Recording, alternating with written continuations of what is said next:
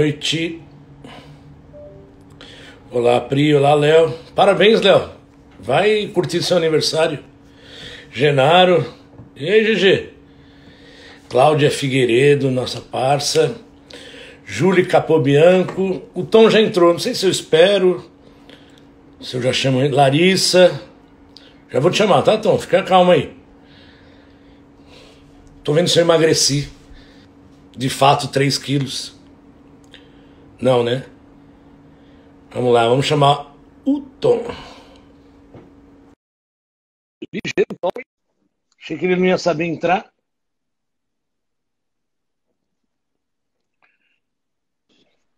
Não emagreceu, não. Você tá magro, né? Só pra te explicar. Quarentena feelings. Mandaram Oh. eu te apresentar logo de cara. É verdade que você gosta de Amandita? Eu, eu sou heavy user, eu diria. Você quer me ver calmo, você me dá uma caixa dessa aí. Isso é melhor que o Rivotril pra mim hoje em dia. Por isso que tá assim, né? Por isso que tá assim magro, né? Fazer o quê, né, cara? E aí, É meu o amigo, preço. tudo bem? Tudo em paz, graças a Deus, Dani. Cara, um prazer ter você aqui. Obrigado. Prazer. É a Obrigado. Prazer é nossa meu. 23ª live. Caramba. Eu já nem eu aguento mais a live, mas o pessoal aqui tá. Acho que é uma maneira interessante de conhecer as empresas, conhecer pessoas. Você é um cara que é engraçado. Eu ontem comecei a mandar, eu até te mandei, comecei a mandar o post da nossa live. Mano, todo mundo te conhece, cara. Você tá com quantos? Com Pode uns ser bom, pode 80 ser ruim, né, anos? Dani? Você tá com o quê? Com uns Pode 80 ser bom, anos? pode ser ruim. Verdade, verdade. 42, corpinho de 60, cabeça de 12, vamos e fé. 42 já, tô. 42. Cabelo não deu pra cortar também, né? Então, é quarentena, né? Isso faz parte. Ó, isso ou raspar. E para raspar eu preferi deixar desse jeito. Mas minha Não, mãe, não, minha mãe não achou vai que ficou ficar bom. bom, cara. Minha mãe achou que tá bom. É, ficou legal do lado, assim, tá moderno.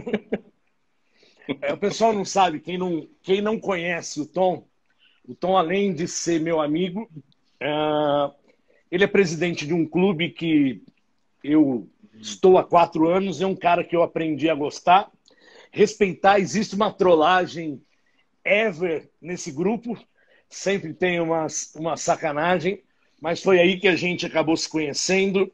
O Tom é dono da Vox Locadora.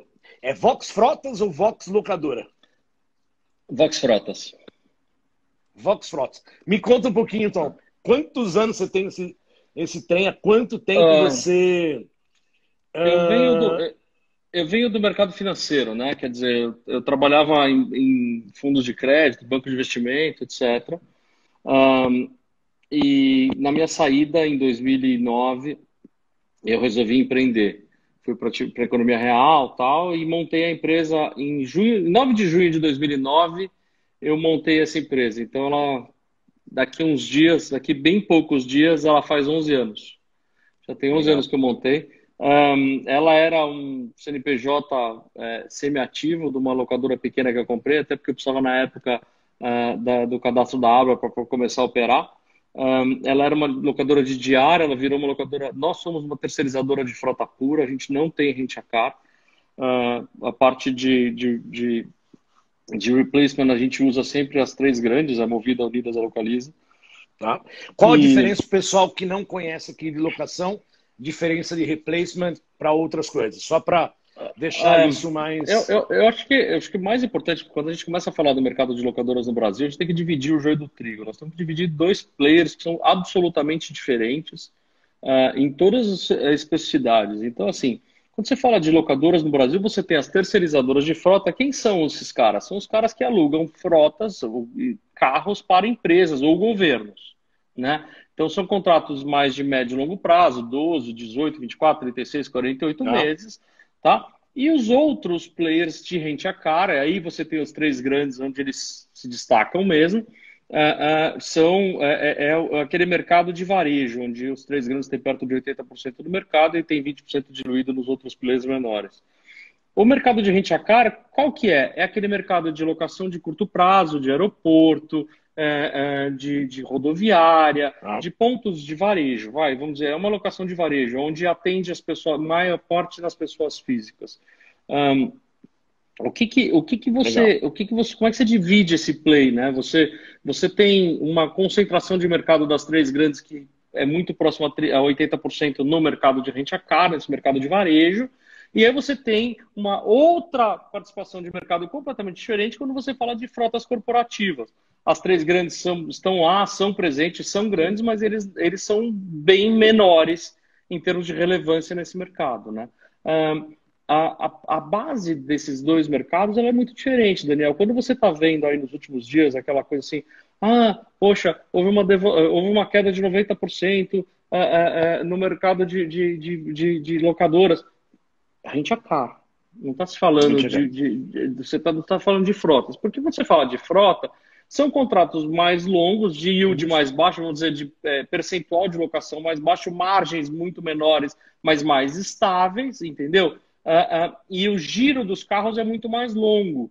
Enquanto no varejo eles giram esses carros perto de 12 meses, no fleet eles giram para 18, 24 meses, 36 meses. Então você tem Ah, uma vida diferente dos carros. E aí, quando você fala, e você vai me perguntar daqui a pouco do varejo de veículos, o que puxa, o que traciona o varejo e o grande volume de compras das locadoras no Brasil é o rent-a-car e não a frota, né? Então, são operações muito diferentes, com diferente. especificidades muito diferentes. Legal. É muito diferente. Então, o pessoal está entrando aqui, tá? O Brumont ele fez uma pergunta aqui que eu não vou fazer, tá? Eu vi o O Rodrigo Melo Bruno, aqui, ele vai ser suspenso. ele vai ser. Vi tá o Raj aqui da Decra, vi um pessoal aqui de concessionária. Mas vi o Daniel Nino e ele fez uma pergunta hoje para mim, que eu queria que eu fizesse para você. Porsche ou Ferrari? Porsche, sempre, a vida inteira. Mesmo? Mesmo. Mesmo. Você pensou um Para pouquinho, né? correr, para correr é outra coisa. Para amor, quando se fala de coração, pô. Para quem não sabe, o Tom, não sei, você não está correndo esse ano, né? Você correu o ano É, passado de Endurance, de Ferrari, né? Mas a vida corri. inteira você correu de Porsche. E só uma pergunta de Porsche aqui, para depois a gente ir no assunto. Eu não quero falar de pandemia, acho que é uma coisa assim que já Já deu, cansou, né? já deu. Nós temos que falar de mercado, falar um pouquinho do nosso mercado de carro, né? Eu estou nesse mercado, você está nesse mercado. Mas fala para mim, qual é o sonho da Porsche fodástica que você acredita? Que você gosta e gostaria de ter ou já teve? Não, meu sonho era ter uma carreira GT. É um carro icônico. Ele é um motor de Fórmula 1 num chassi de um GT que anda na rua. Esse carro ele é demais. Você já dirigiu ela? Não, Não? não, Nunca? nunca. O Rodrigo falou que está impressionante o cabelo dele de Aladdin.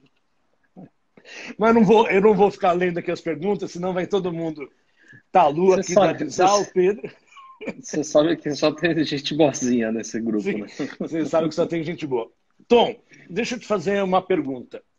A gente leu ou viu nesses dias, eu principalmente me assustei com os números da ABLA, Associação Brasileira das Locadoras, que teve uma entrega de 160 mil carros. Eu falava até com o Daniel Nino na minha live, que foi da semana passada com ele, que eu não acredito nesse número, porque eu trabalho para algumas locadoras vendendo carro e eu não vi esse volume. Eu não estou dizendo que estão mentindo, mas é esse número mesmo que você tem conhecimento? É, eu vou te falar. O volume de carros comprados pelos grandes players, aí eu não estou falando só das três grandes, não estou falando de Localiza, Movida e Unidas, não. Estou falando que também tem outros players importantes aí operando, não, principalmente em frota. Eu Tá? acredito que é daí para mais. Tá? Você está falando no ano, né? Ah, a gente está. Veja, Eles falam muito mais nesse tempo de Covid, né, Tom? Eles falam muito mais nesse momento de eu, Covid. Os eu bancos, que acho. é a minha atividade Eu, principal, eu acho que eles podem ter tido problemas com 160 mil veículos, mas é uma grande diferença. Eu acho que tem uma questão de timing, Daniel. A coisa já pegou, já está andando. Se você for para Florianópolis hoje, está 100% operacional. Curitiba também, quer dizer, o Paraná inteiro está operacional, Tá Santa andando, Catarina, né? o Rio Grande do Sul está andando. Então, assim, talvez o melhor número que eu posso te dar nesse momento é assim, se você pegar os dados da FenaBrave de ontem, que mostram lá a desaceleração, também no mês de abril, assim, em maio também Você caiu, me é mandou óbvio. falando nisso. ah, se você olhar os números, você tem uma coisa que não está real ali, porque é o seguinte, Daniel, ali está se falando muito de emplacamento, né? Todo mundo está baseado em emplacamento. Por que que o emplacamento está tão baixo? Porque assim, o Detran de São Paulo está fechado. E São Paulo representa 25% Fechado. na venda de veículos do Brasil. Então, assim, um quarto do que se emplaca de carro no Brasil está fechado, então realmente os números vão ser muito piores.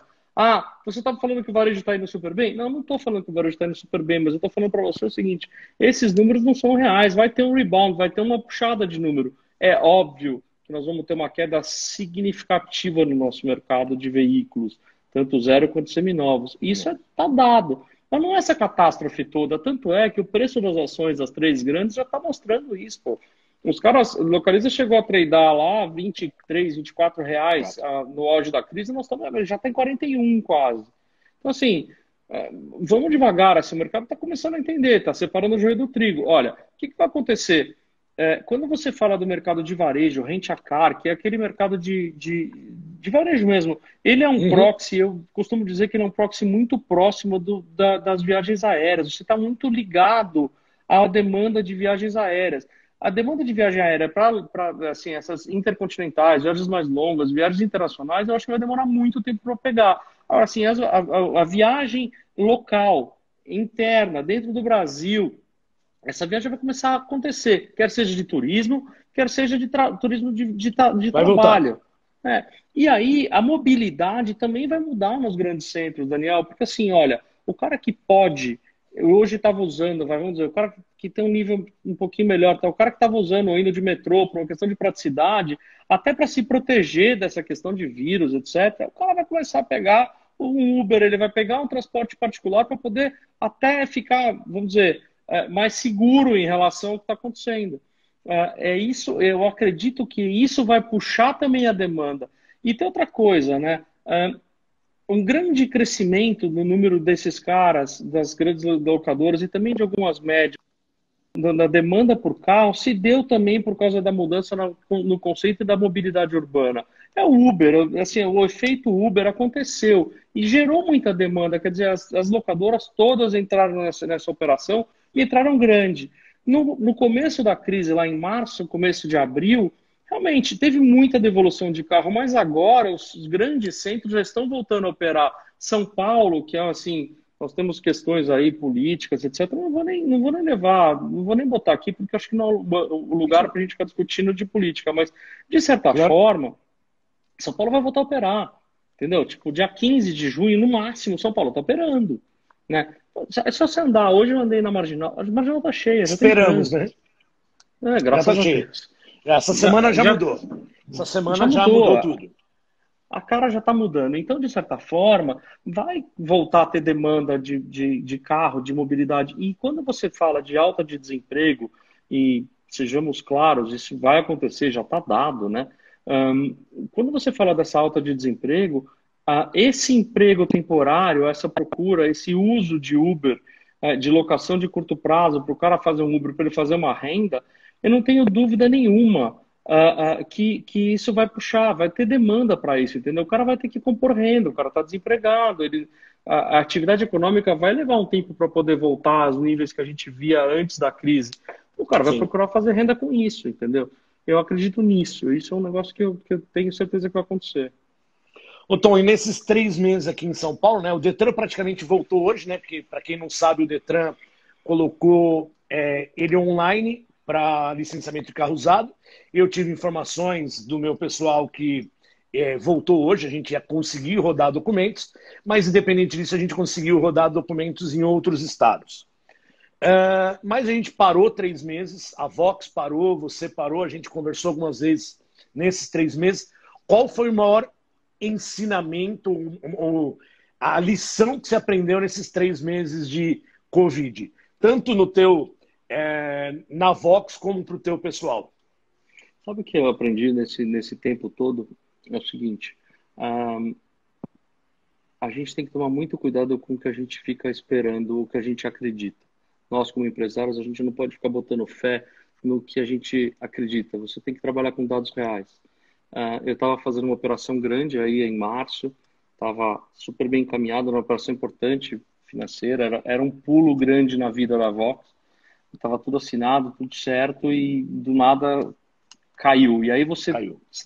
você dá uma sofrida, você toma um baque, sabe? Você fica um tempo remoendo aquilo, quer dizer, ia mudar toda a estrutura de capital da empresa. A empresa ia dar um salto de qualidade e qualidade e quantidade também, de volume nosso, né? Então, de tudo isso que aconteceu, eu aprendi a dar valor para as coisas menos importantes.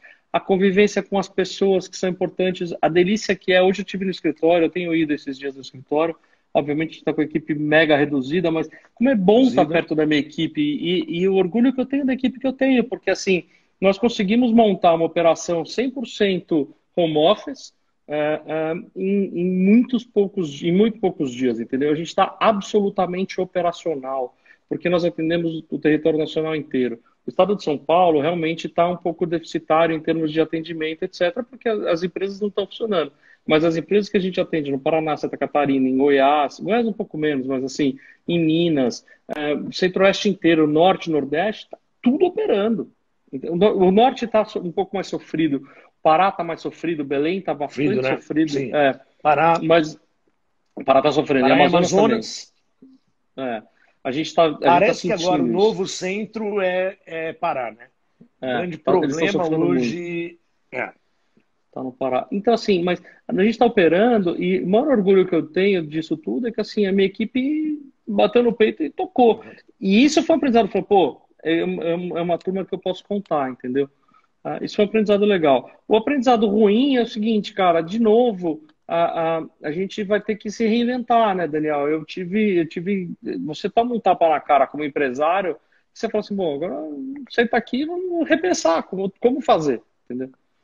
Sem dúvida, sem dúvida.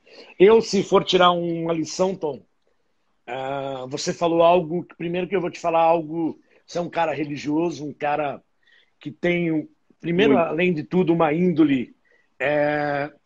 Deus permitiu tudo isso. E Deus também permitiu não ter feito o negócio que você fez. Eu brinco que eu pus esse quadro aqui, é um avião subindo, era como a gente estava também como empresa. Subindo, mas eu falo assim, cara, se Deus permitiu, ele vai permitir a gente recuperar, a ter melhores negócios. Ele sabia de tudo isso que aconteceu. Concorda comigo?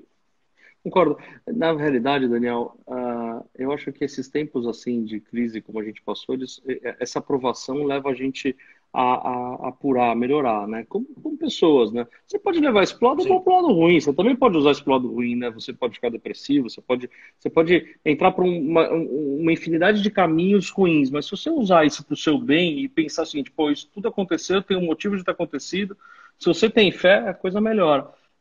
Sem dúvida. No fundo, Dani, eu acho que eu estou tentando ver o lado cheio do copo, entendeu? É nessa base que eu vivo. Sem dúvida. É isso. Eu falo assim, a gente ficou 3 meses e eu fiquei ansioso cada mês, porque eu falei, Tom, e posso falar aqui para todo mundo aqui, até brinquei, eu achei que eu não ia sobreviver o primeiro mês.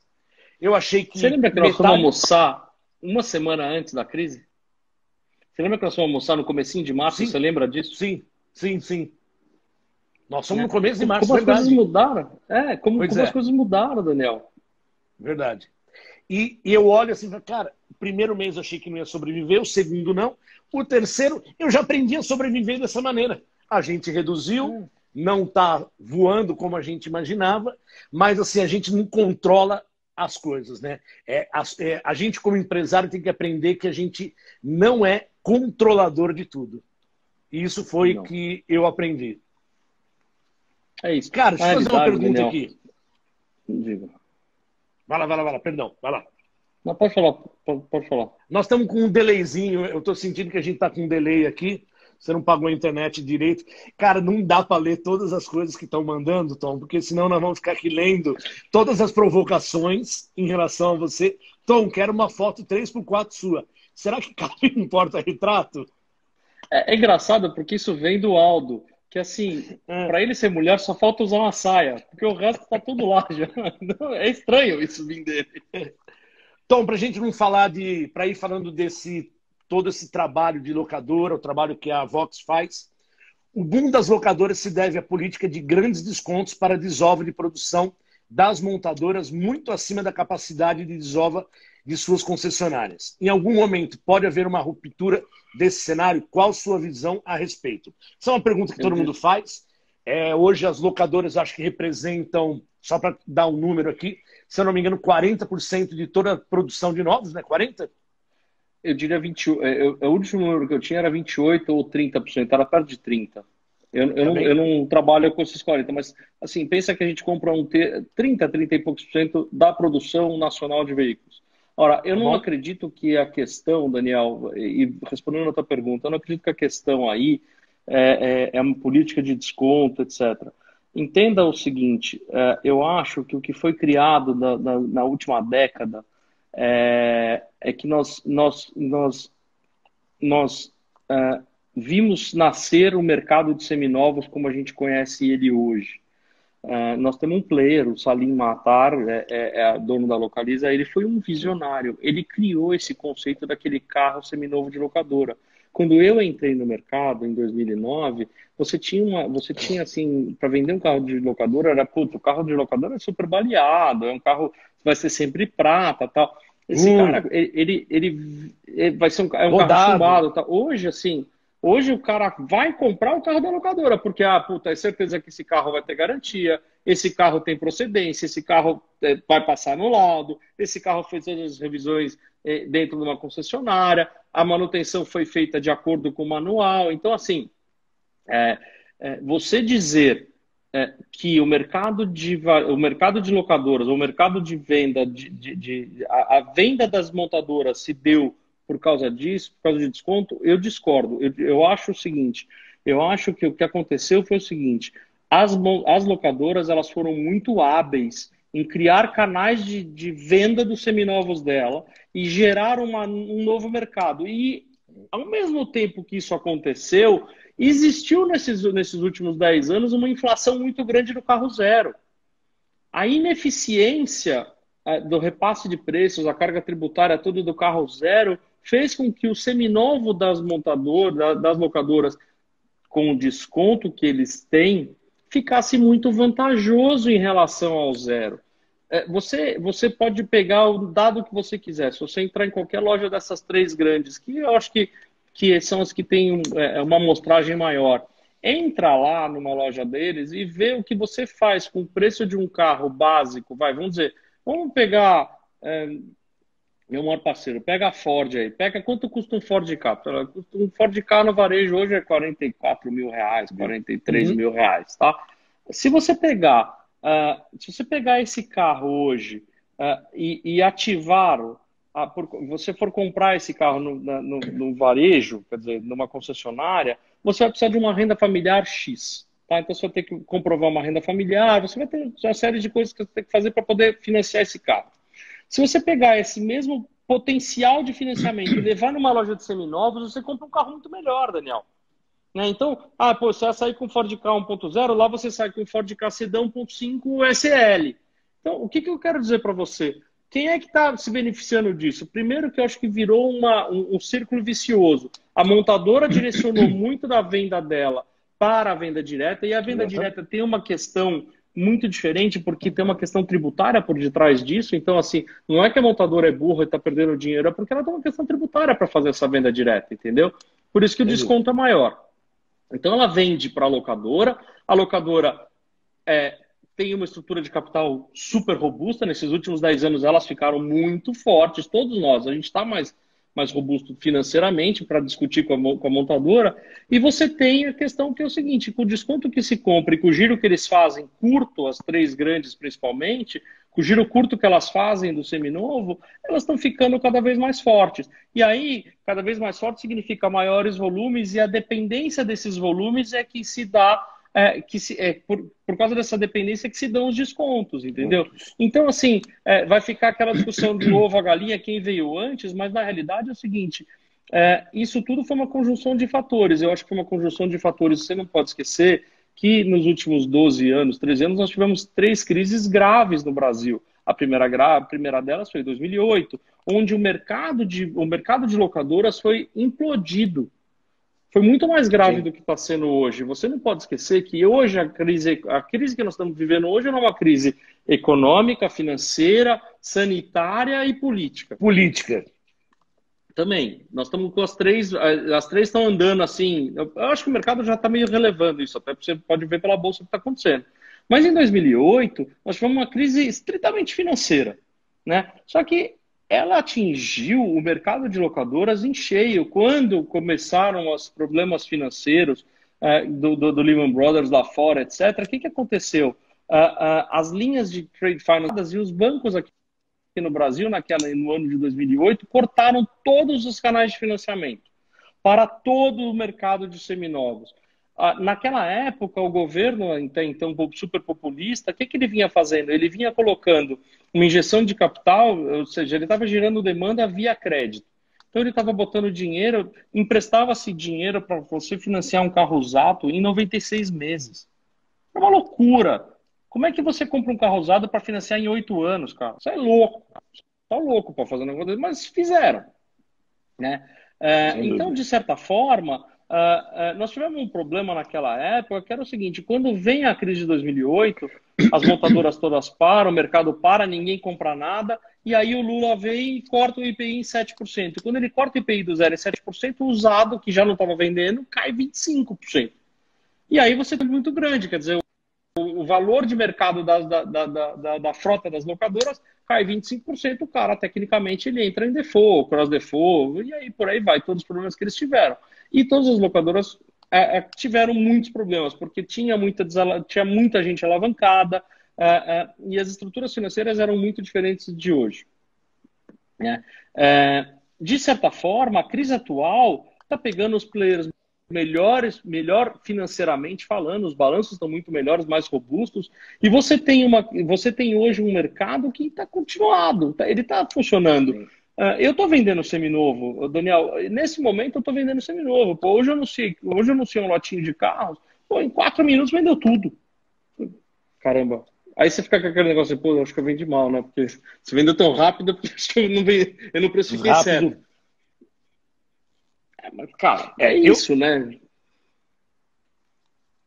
Eu acho que agora a gente vende, para falar números mais ou menos, a gente vendia 7 mil carros antes da crise. Nós, como empresa de remarketing, com leilões, com plataforma e carros clube, tudo. Nós vendemos metade esse mês passado um pouquinho melhor. Eu acredito que esse mês vai ser um pouquinho melhor. Essa é a minha...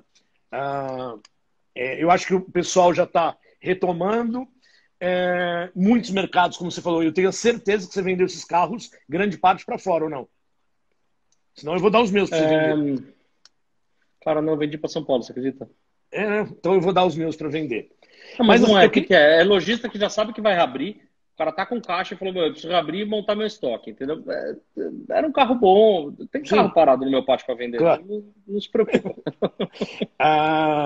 Quem entrou aqui foi o Marcelo Parraquini, que nos apresentou. Ele fez perguntas aqui que eu não vou fazer, tá bom? Ele não vale nem o que ele come. Jaime de Paula, abraço, Jaime. Vou te fazer dentro dessa pergunta que que a gente falou aqui das montadoras. Qual o impacto, Tom? Assim, veio aqui na minha cabeça que todo mundo me pergunta e eu também acabo... A gente não tem muita resposta para isso. Qual o impacto das locadoras de montadora hoje para os dealers e também para o mercado de locadora? Qual o impacto que isso trouxe? Em que sentido? Cara, o impacto, o que eles falam, o medo, porque sem dúvida nenhuma os dealers têm alguns medos em relação Claro. as frotas as locadoras das montadoras. O que você acha que isso para o futuro pode impactar? Acho que é mais fácil eu te dizer. Vamos lá. Vamos lá. Eu acho assim.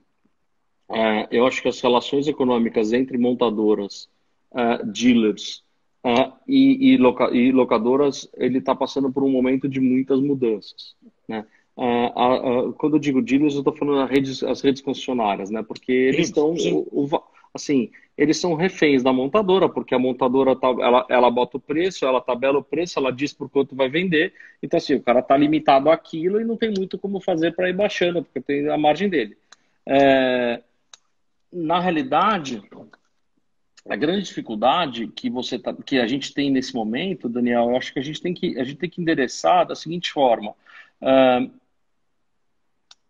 a venda das locadoras, dos seminovos das locadoras, ela está botando em risco o modelo de negócio das concessionárias.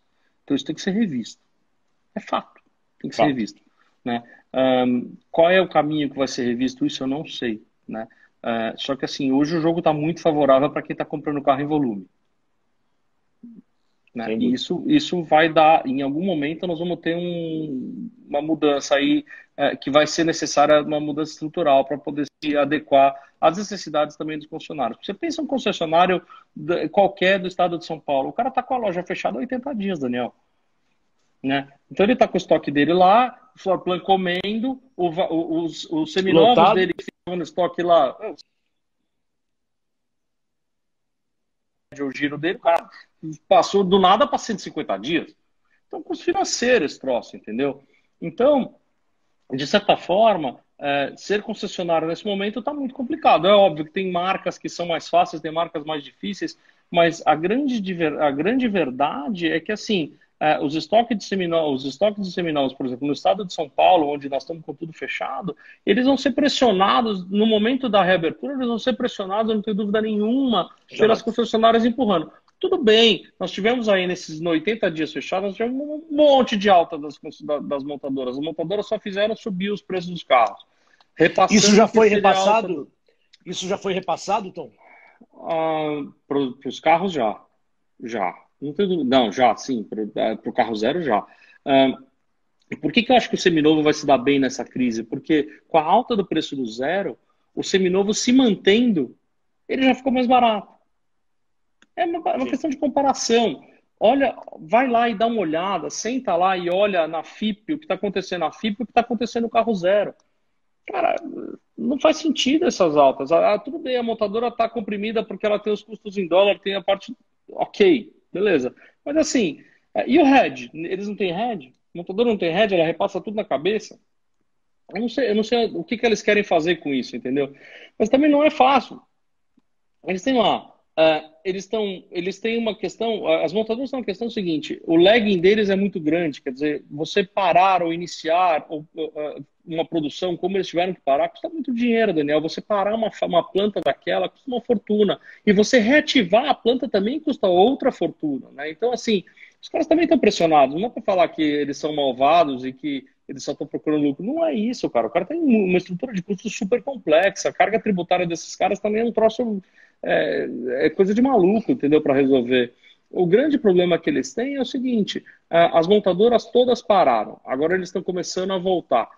Alguns um turno, outros 2 turnos, etc. Mas assim, as gamas estão todas bagunçadas. Se você precisa comprar um carro hoje, o sofrimento é você achar um carro que esteja no chão para você poder faturar. Você não tem. Isso eu ouvi. Não tem carro no chão, né? Não tem, não tem. Por que acontece?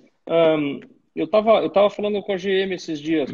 A GM pegou um lote o Cruze, eu precisava faturar uns Cruze. Não tem.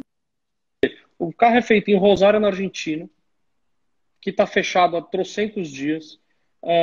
O que tinha no pátio foi faturado para o varejo, o que tinha Né? ficado sobrou. E aí foi saindo, quer dizer, alguns estados já foram rodando e esse estoque acabou. Agora, quando é que vai repor? Quando o Rosário produzir, aí o Rosário vai produzir, aí vai embarcar, aí vai Não trazer, tá. aí vai chegar no porto, aí vai pagar imposto, aí vai distribuir, PDI, tá, pô, meu, bicho, vai longe a história, né? Tem alguma previsão? Tem alguma previsão Ah, de hoje, quando você pedir um carro, o tempo que ele está levando? Vamos lá. Depende da montadora. Cada montadora é uma coisa. Tem montadora com carro no chão ainda, Mete. pouco, mas tem. Ah, mas hoje em dia ninguém fala menos de 45, 60 dias. Ninguém.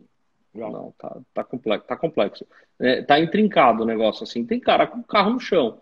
A gente faturou esse mês, agora nós faturamos um pouquinho de carro aí, faturamos bastante carro. Questão de oportunidade, contratos que apareceram, e a gente tinha que renovar a frota e a coisa aconteceu. Agora, de certa forma,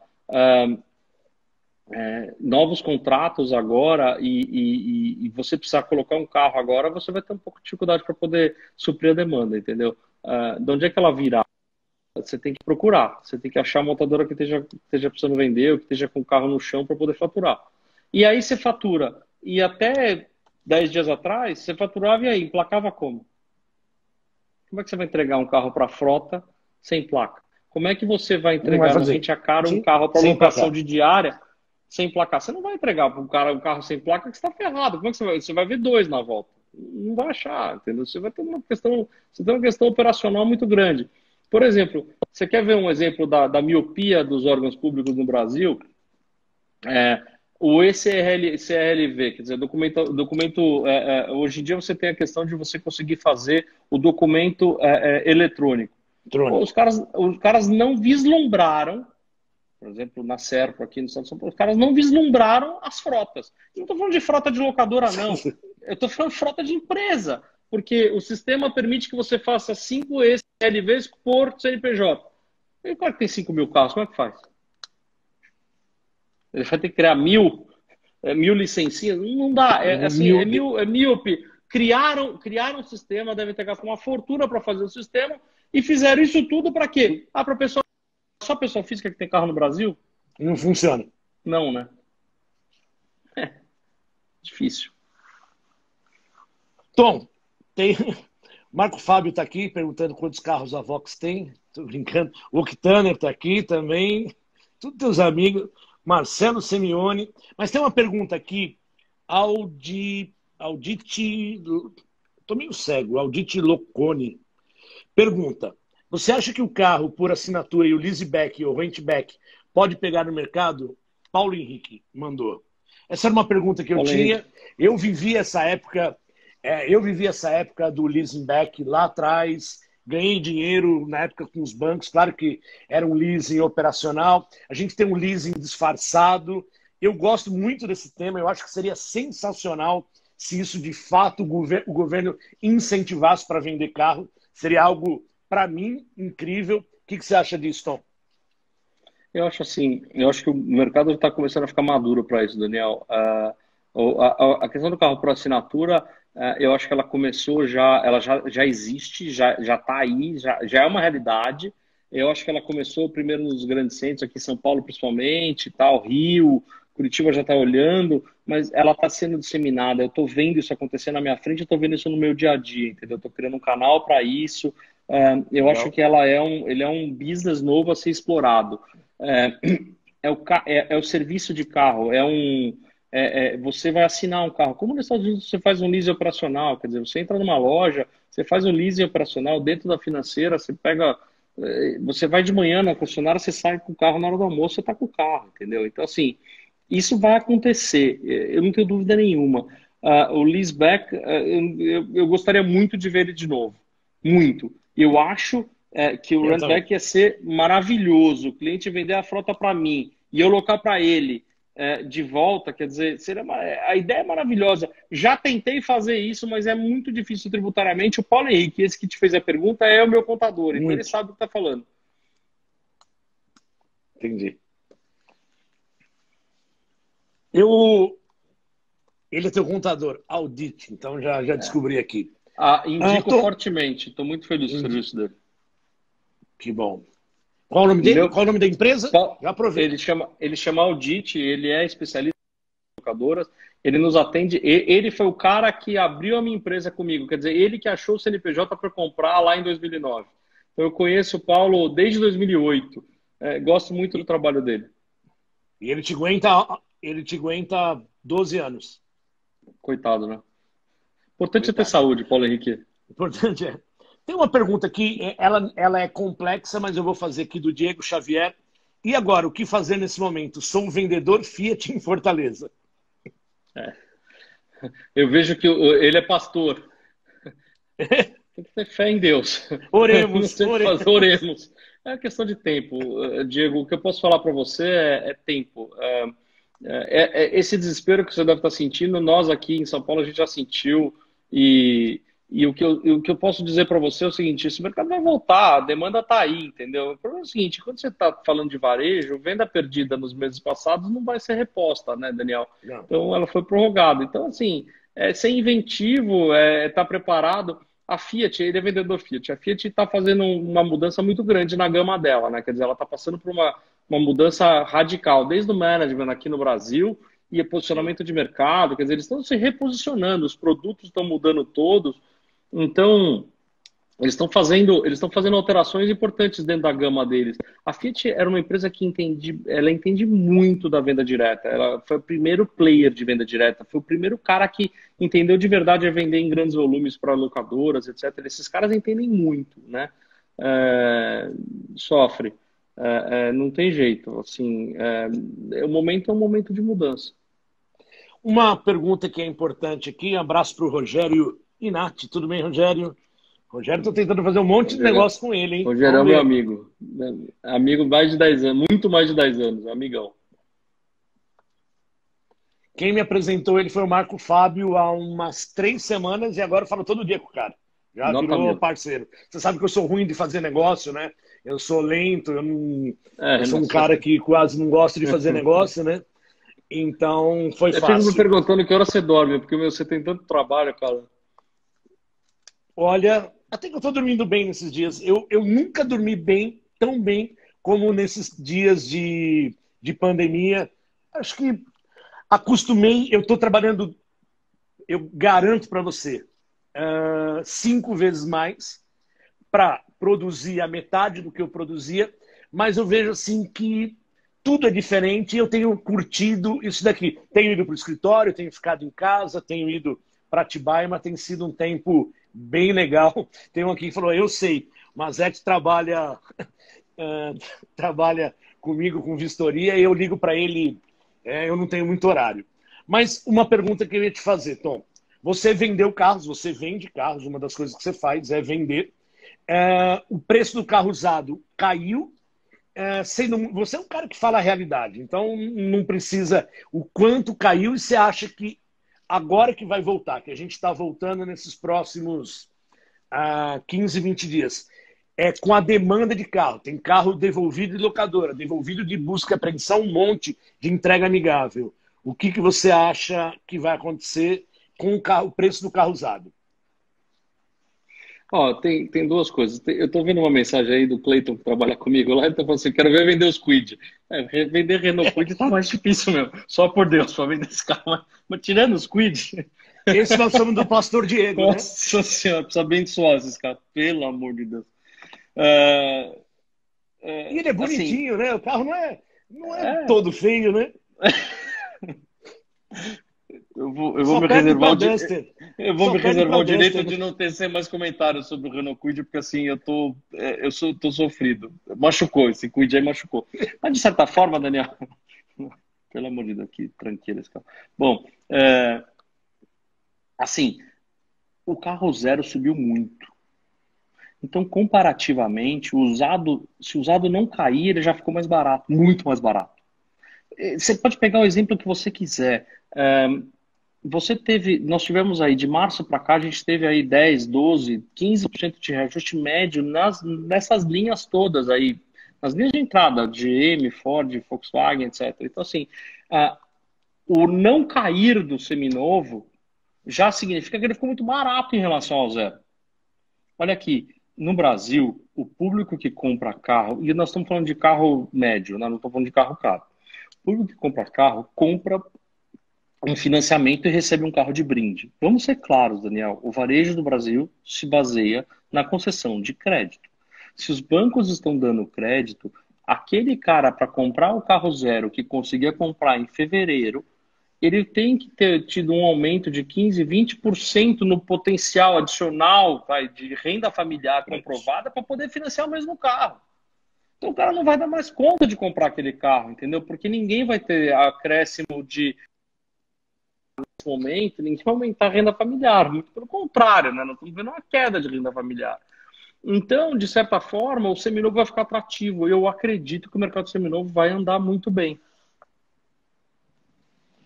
E quanto você já viu de margem de cair? Você tem uma ideia já?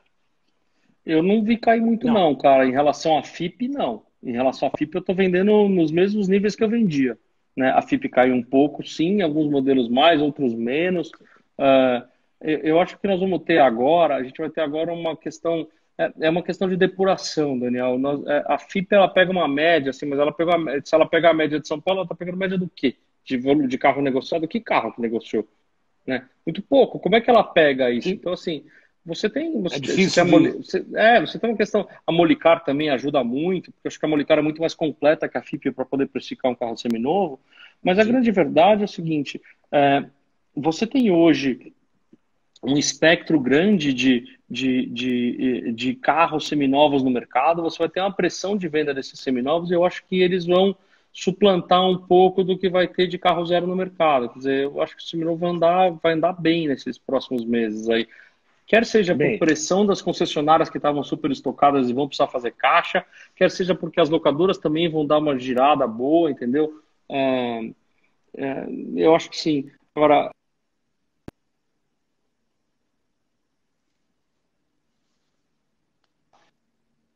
que ela mostrou ontem um aumento de volume. Você pega marcas. Isso não é real. Isso acontece. Esse aumento de venda se deu porque o cliente que ia comprar esse carro, que tinha plano de comprar esse carro, falou: com dólar 6, vou comprar agora, porque o carro importado vai ficar muito caro. Então, essa venda ela acontece agora, mas depois ela desestabiliza, entendeu? Porque esse dólar novo vai repassar nos preços dos carros importados, vai fazer com que esse carro fique muito, muito caro ou pouco competitivo, né? Eu não vejo um mercado, eu não vejo assim uma hecatombe. Eu acho que o mercado, Daniel, de automóveis precificou o pior dos mundos no começo de março, abril, e agora está começando a se arrumar, entendeu? Eu acho que a gente está começando a ver uma depuração. É isso, acho que aquela coisa de o mundo vai acabar, não vai acabar. As pessoas vão continuar comendo, as pessoas vão continuar saindo, as pessoas vão continuar querendo trocar de carro. E tem gente que não perdeu emprego, que vai melhorar de renda, e vida que segue. Foi só mais uma crise bruta, talvez a pior que eu peguei pela frente, eu não tenho dúvida nenhuma. Eu só acho, Daniel, assim, do ponto de vista de achismo, tá? E eu não sou economista para dizer isso, eu só acho que assim, a coisa mais feia ainda da economia, eu acho que a bolsa, etc., os players financeiros ainda não viram o que vai acontecer. As questões de crédito que podem acontecer aqui, ali na frente, etc., assim, as grandes empresas que podem ter sofrido, eu acho que vai acontecer em algum momento aí, vai aparecer. O mercado vai ser uma depuração. Essa crise não acabou, essa é a real. Vai ficar quem é bom e vai embora quem não é bom, quem não está preparado. Infelizmente, é a lei que a gente vai ter. Esse é o mercado, né? Esse é o mercado. Eu vou fazer... Eu não conheço ele pessoalmente, mas estive em vários eventos da Porsche Cup. Nelsinho Monteiro. Ele fez uma pergunta interessante que tem a ver com uma das perguntas que a gente recebeu aqui. Gostaria que o Tom comentasse sobre a revenda dos veículos seminovos por parte das locadoras. Hoje em dia trata-se de uma receita considerável nas grandes locadoras. Deixa eu só complementar a pergunta do Nelson do seguinte. Essa é uma dúvida que todo mundo tem, né? Eu acho que assim, o público em geral tem das locadoras. A locadora ganha dinheiro mais vendendo carro ou locando. Durante muito tempo falou, não, ela ganha muito dinheiro com isso. Como que isso é visto por vocês, donos de locadora? Claro que isso é um business importante, mas o que ele representa isso dentro da empresa, da Vox e até das três grandes também? Vamos lá. Se você pegar do meu faturamento do ano de 2019, grosso modo, 1/3 do meu faturamento foi venda de carro. Tá? o resto foi locação de bens próprios. Se você Tá? pegar as grandes, as que têm rente a car, as três grandes, elas chegam a 50% é faturamento de venda de carros. Ou seja, o business do cara é vender, ele é uma fábrica de gerar carro usado, né? Quer dizer, você tem uma questão que, assim, o carro usado é super importante dentro do mix dele, né? Sim. Onde é que tá o X da questão? O X é o seguinte, a venda do seminovo é onde você finaliza o fluxo financeiro do negócio de locação. O cara de rent a car fatura mais por quê? Porque ele gira mais vezes o carro no mesmo espaço de tempo do que um cara de fleet. De novo, o rent a car é aquele varejo, é aquele Diferente. cara que gira no curto prazo. Então, assim, o rent a car fatura mais por quê? Porque ele gira mais. Ele gira mais carros dentro do mesmo espaço temporal. Pensa no universo de 3 anos. Enquanto num contrato de 3 anos eu giro um carro, esses caras giram às vezes até mais que 3. Eles não poderiam girar mais que 3, porque ele deveria ficar, pelas regras tributárias, ele deveria ficar 12 meses com o carro no ativo. Carro lá. Espera-se que eles fiquem. Eu não estou lá para checar, e não é uma questão minha ficar olhando, mas no mesmo, Tá aí, espaço, né? no mesmo espaço ele gira 3 vezes, no mínimo. Legal. Tom, tem uma coisa que nós estamos aqui, faltam 10 minutos para a gente terminar. Papo vai rápido aqui, a gente nem percebe e já está acabando. Você acha que o público em geral, eu estou dizendo tanto a pessoa física como a pessoa jurídica, está preparada para abrir mão do carro dela, do carro pessoal, e começar a alocar carro? Eu vou dar um exemplo, eu gosto demais de carro, tirando aquele carro amarelo que você não gostava que eu tinha, o resto, todos eles você gostou. Aquele carro amarelo é ridículo, né, Daniel? Desculpa. Mas eu vendi. Não fica falando aqui. Eu achava bacana, feio. né? Era feio. Não, eu achava demais. Pergunta pro Marcelo Paraquini, ele tá aí na live aí. Pergunta pra ele o que ele achava do carro. Ele andou, pô, ele andou. Mas com vergonha. Não foi com vergonha. Fica com vergonha. É verdade, cara. Aquele cara é ridículo, mas tudo bem, vai. Tá bom. Tá vendido. Tá vendido. Você então, enganou assim, o cara que comprou, tá? Eu sou um bom vendedor, né? O que a gente imagina? Essas pessoas estão preparadas para largar a mão de ter o seu carro próprio e começar a alocar? Como eu falei, eu gosto de carro. Um dos meus carros hoje já é locado.